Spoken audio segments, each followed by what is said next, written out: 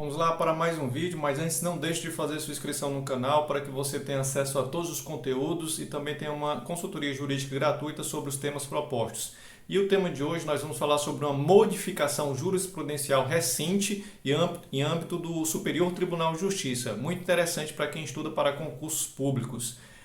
O STJ modificou a sua jurisprudência entendendo agora que o réu ele tem que demonstrar o prejuízo na inversão da ordem do interrogatório. Por quê? Porque lá no artigo 400 do Código de Processo Penal diz que no ato do interrogatório, ali na audiência de instrução, primeiro se houve o réu, depois testemunhas e vítimas. Então esse dispositivo normativo do CPP diz que deve haver essa ordem ritualística ali no ato de interrogatório.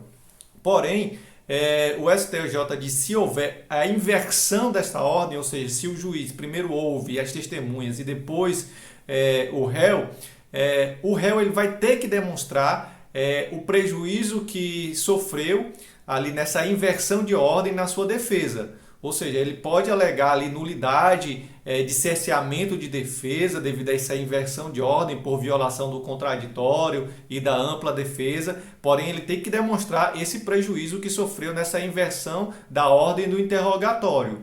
Tá ok? Então, uma dica que eu dou para os advogados processualistas penais e penalistas é que como agora é uma preclusão relativa, conforme o que o STJ entendeu nessa modificação jurisprudencial, ou seja, o réu ele tem que demonstrar o prejuízo.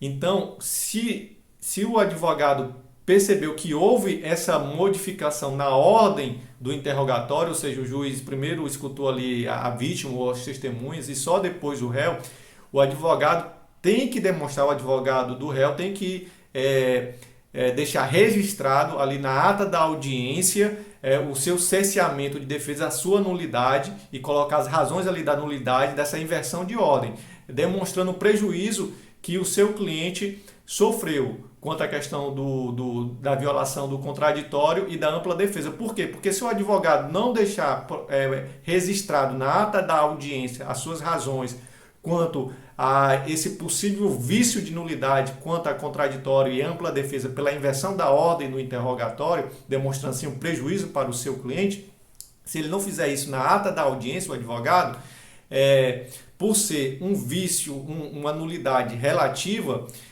ele não vai poder depois alegar em outros atos, como nas alegações finais ou embargo de declaração na sentença. Por quê? Porque vai haver a preclusão. Então, como é uma nulidade relativa, conforme esse novo entendimento do STJ, então o advogado de defesa ali do réu tem que deixar registrado na ata da audiência a nulidade por violação do contraditório e da ampla defesa pela inversão desta ordem do interrogatório que é estipulada ali no artigo 400 do Código de Processo Penal. Por quê? Porque o STJ não entende mais como entendia que esse prejuízo do réu pela inversão da ordem que ele sofria, na ordem dos depoimentos no interrogatório, o STJ não entende mais que esse prejuízo é presumido. Antes, o STJ entendia que esse prejuízo era presumido pela condenação. Agora não. O STJ entende que o réu tem que demonstrar o prejuízo